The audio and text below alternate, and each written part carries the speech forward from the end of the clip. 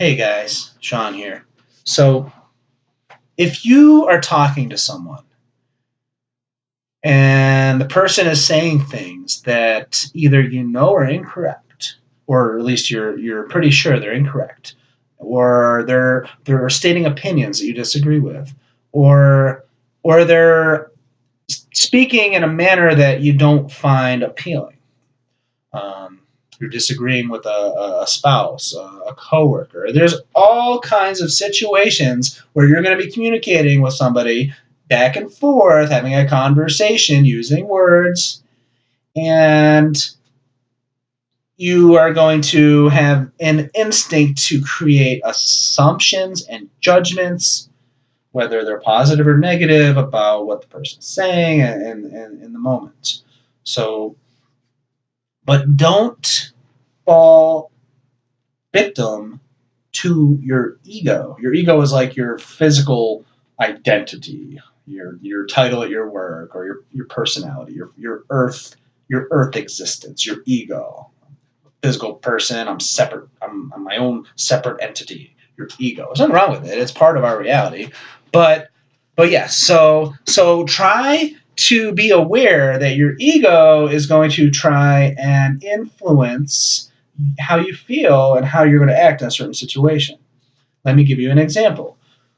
You're at work, you've been there for 4 or 5 years, and you have a new employee who is learning the job, and you realize that the new employee maybe isn't at the right intellectual level or just doesn't have the right skill set. It's not an experience issue, but you're like, wow, this person's just not really qualified for the job we have here. So you already have kind of like a judgment. You're already judging this person, and it might be totally valid, but you have a preconceived notion based on a little bit of experience with this person. So this person is talking to you at work in an appropriate manner. Let's say you have some downtime, and this person's explaining something about something going on outside of work, and your ego is going to want to tell you, or is going to try to influence your viewpoint as they're speaking, how you're interpreting the words they're using. Your ego is gonna based on your prejudgment of them, is you're gonna kind of put them in a context. Like, well, this person is, let's say you consider them not qualified for this job. So when they're talking about something else, you might think lesser of them. Is that making sense? So as they're speaking to you, your ego is going to kind of like, here's you and here's them. No, you're both here. You're the same. So as they're explaining something about something outside of work, and I'm sorry, this video, I'm just feeling like it's not super interesting. But if you're curious about these things, maybe it will be interesting. I don't know.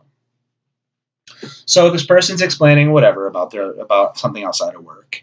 So what you might want to pay attention to is how to have a more positive, a more mutually beneficial energy exchange. Because when you exchange words in a conversation, you're exchanging energy.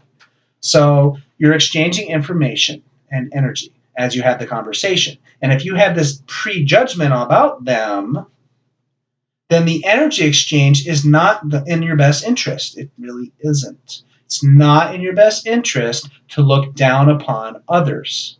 I think of like a bigwig, like CEO, executive person in a company who thinks it's not easy, and there's so many influences that are going to cause someone in that environment to feel superior to others maybe in the company. No, the CEO and the janitor are the same. An example: when the space program in the United States was going to the moon. Again, that's a big topic in and of itself. We're just using this as an example of ego, kind of how to help control your ego. So they were interviewing somebody before the launch to go to the moon for the first time, and at the building, the facility where the rocket was going to be launched later that day, was earlier in the day, and they were interviewing people, and they happened to interview a janitor at the facility in the middle of working, and they asked him, what do you do here? And you know what the janitor said? The janitor looks at the interviewer and says, I'm here to put a man on the moon. CEO, janitor, same. So anyway, so back to the original example. You're at work. You're talking to this person. They're using words. Maybe they're not using the type of vocabulary that you prefer. I don't know. They're using words to explain things from their perspective. They are sharing and reporting to you their reference point in the physical reality. Because you can't, in this physical world, you can't be in more places at once. You can't be in more than one place at the same time.